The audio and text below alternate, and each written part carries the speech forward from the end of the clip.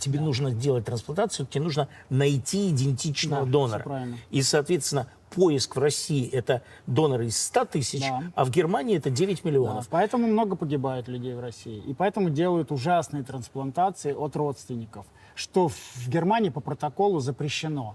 Да ты что? Запрещено, если нет неродственного. Если неродственный не находится в 9 миллионах, что практически невозможно. Они по миру ищут даже, в США, в Англии. То есть то даже тогда- если близнецы не рекомендуется, Да, потому что у тебя лучше... вероятность отторжения больше или что?